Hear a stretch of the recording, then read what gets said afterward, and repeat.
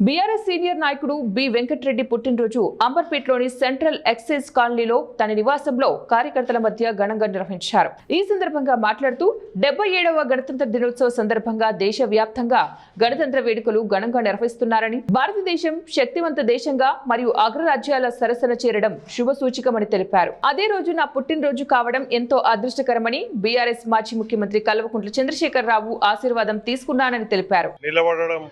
ఎంతో సంతోషకరమైనటువంటిది. ఆర్థికంగా కానీ, రక్షణ రంగాల్లో కానీ, అంతరిక్ష రంగాల్లో కానీ, అన్ని రంగాల్లో కూడా అంతర్జాతీయ స్థాయిలో ప్రపంచ దేశాలకు ధీటుగా ఏర్పడడం అనేది ఎంతో సంతోషకరమైనటువంటి విషయం.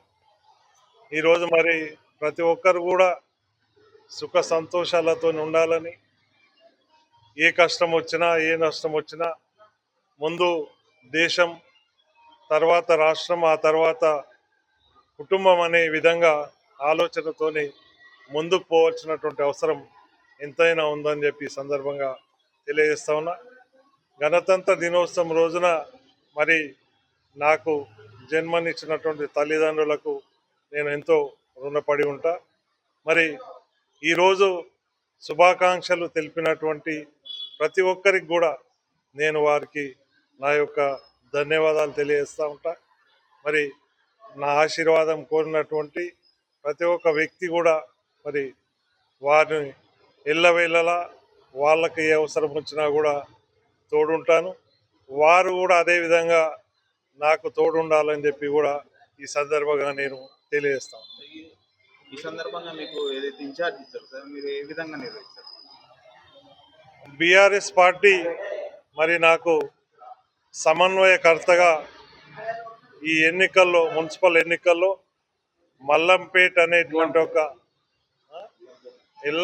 అనేటువంటి ఒక మేడ్చల్ అసెంబ్లీలో ఉన్నటువంటి మరి మున్సిపాలిటీ నాకు ఇవ్వడం చాలా సంతోషకరం. అది ఒక పెద్ద మున్సిపాలిటీ, దాదాపుగా 23 వార్డులు ఉంటాయి.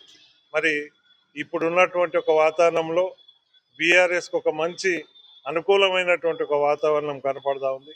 ఎందుకంటే మొన్న సర్పంచ్ ఎన్నికల్లో ఏ గుర్తు లేకుండా పోటీ నిర్వహించేటువంటి ఒక ఎన్నికల్లో దాదాపుగా 40% సర్పంచులు గెలుచుకోవడం